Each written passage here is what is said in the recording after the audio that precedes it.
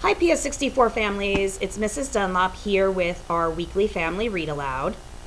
The weekly family read aloud is a chance for families not just to listen to a story, but to also talk about the big questions and ideas that come up as we are reading. This week's book is called Ordinary Mary's Extraordinary Deed. So the first thing we want to talk about is the word ordinary and what it means. And then we want to think about the word extraordinary or extraordinary, because this word is ordinary with the word extra in front of it. So take a moment and talk with your family about the difference between the word ordinary and extraordinary. The other thing you want to make sure you know is the word deed. And if that's not a word you're familiar with, a deed is a small act, something that you do. So we're going to take a look at the story Ordinary Mary's Extraordinary Deed, and we're going to see what makes Ordinary Mary extraordinary. Ordinary Mary was so very ordinary that you'd never guess she could change the world. This ordinary kid, she did. She changed the world. One ordinary day, skipping on her way from her ordinary school to her ordinary house, she passed an ordinary vacant lot filled with ordinary bushes growing ordinary berries. Ordinary blue and juicy, luscious, lovely berries. Now you might notice that on this page the author uses the word ordinary a lot. And I think that the author is just trying to show us that this was a very regular day for Mary. Nothing out of the regular routine that she had.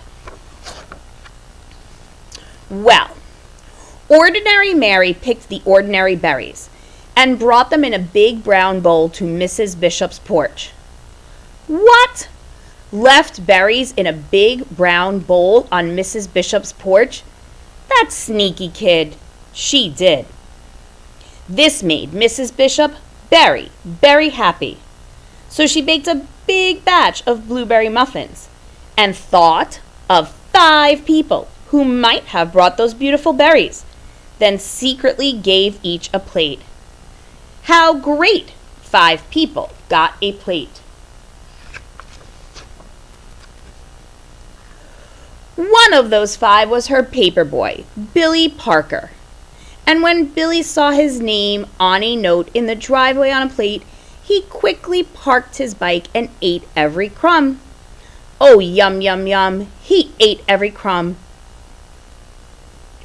Why might Mrs. Bishop think that Billy was the one who left the blueberries?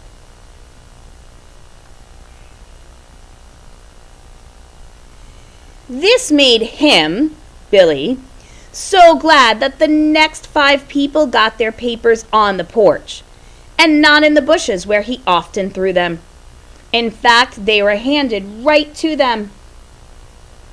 So, Mary did something nice for Mrs. Bishop. Mrs. Bishop did something nice for 5 people. One of those 5 people, Billy, did something nice for 5 more people. One of those 5 was Mr. Stevens, who was so amazed that he smiled for 10 hours on the airplane, then said to 5 different people who had heavy bags, "Here, let me help you." He still smiled, and they did too. One of those 5 was Maria, whose cranky little boy James stopped crying when Mr. Stevens played peekaboo with him until their ride came.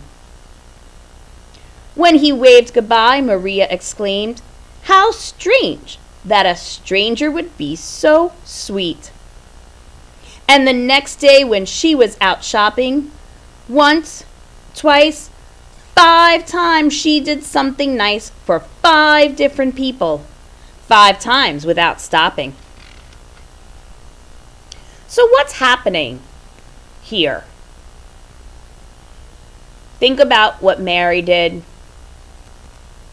and think about how that affected Mrs. Bishop, then Billy, then Mr. Stevens, then Maria. What's happening because of ordinary Mary's extraordinary deed? One of those 5 was Joseph, old and bent and gray, in front of her in line at the produce stand. When he said, "I guess I counted wrong. I don't really need these oranges," little James reached out to him with an orange from their basket, and Maria put a coin in Joseph's hand and said, "Here, take this. The oranges are on us." What does that mean? On us. As Joseph shuffled to the bus, his heart was full and his eyes were wet and his hands did helpful things for the next 5 people he met. One of those 5 was Sarah, a college girl who was off to see the world and stopped at Joseph's shop. When her bag broke and her things fell all over the floor, she said, "Oh, what will I do?" Joseph said, "This is for you." And he gave her a new bag, woven with his own hands, in red and purple and green. "Oh, thank you," she said. "It's the loveliest bag I've ever seen." When Sarah left, she felt sunny as noon, and she just had to shine on 5 people soon. What does it mean that Sarah will shine on 5 people? How can you shine on people?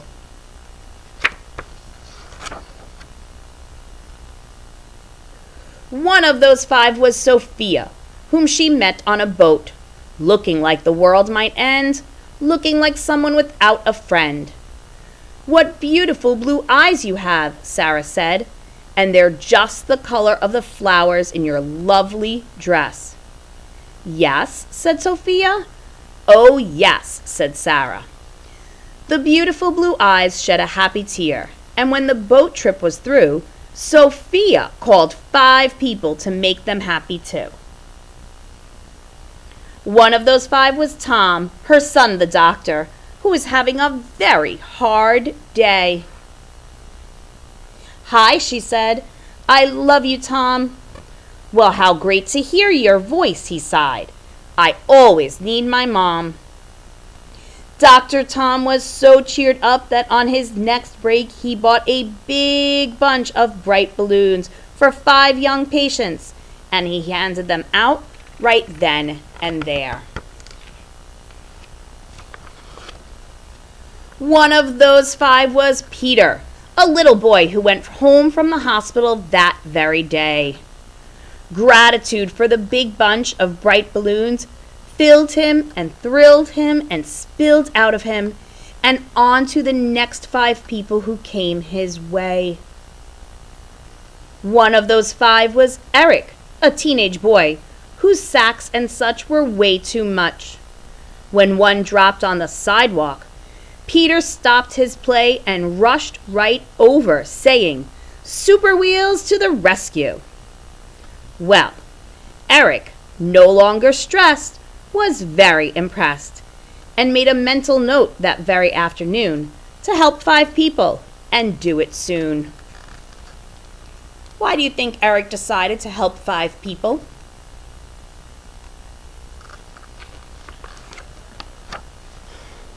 One of those 5 was Di, his 10-year-old sister, who didn't have many friends and was painfully shy. What does it mean to be painfully shy? When Eric said, "Hey sis, want to come to the park and learn how to ride my skateboard?" she looked at him wide-eyed. "Serious?" she cried. "Sure," he said. And because of her brother, Di decided maybe she could be a friend to another 5 others. One of those 5 was Louise, a homeless woman who lived under the trees. She could hardly believe her ears when she heard Di say, May my brother and I buy you a hot dog and a drink at that stand over there? Could it be true? Someone actually cared? Cared enough to give her food and a smiley-faced ring that was practically new? Louise was so pleased that she decided that even though she had nothing, she would find 5 others and give them something. I'm not sure how you can give something when you have nothing. Can you think of something you can give if you have nothing? Let's see what Louise does. One of those 5 was Mr. Taylor, who lost his wallet in the park. Louise found it full of 5s and 10s and 20s. Oh, what she could do with all that money. But she found his name and called his home, and over she came.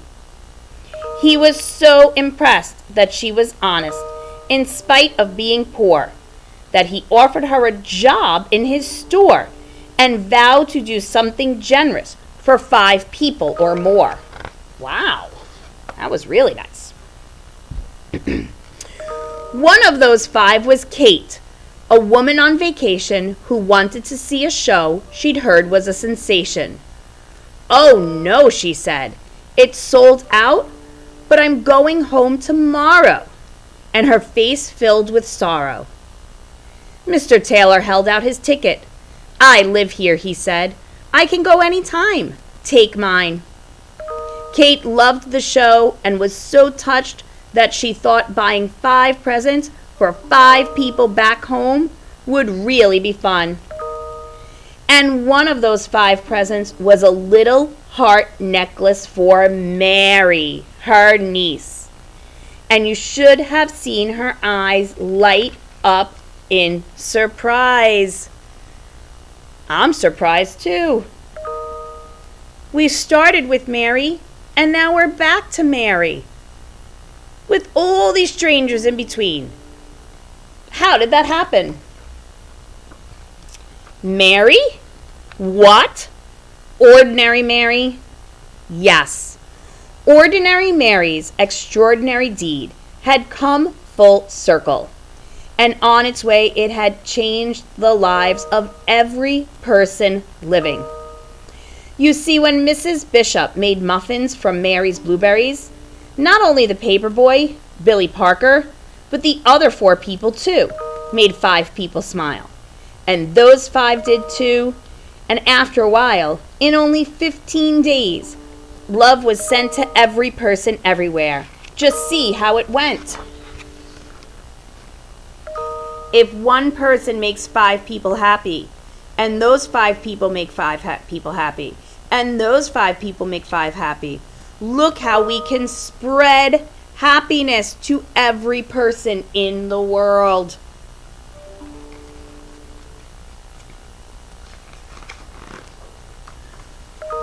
Well, 6 billion is even more than all of the people on the planet. So after everyone had a share and everybody knew that somebody cared, there was even love left over. And that is the end. Now, ordinary Mary really wasn't so ordinary, because a little thing that she did kind of changed the world. How did it do that? How did little Mary's ordinary deed of just bringing somebody blueberries to be nice manage to spread love to everybody in the world? Another thing I want you to think about is how things spread. How one thing goes to another person, goes to another, goes to another. And that thing can be good or bad. So just like Mary spread joy, our bad mood could spread, or maybe a sickness could spread.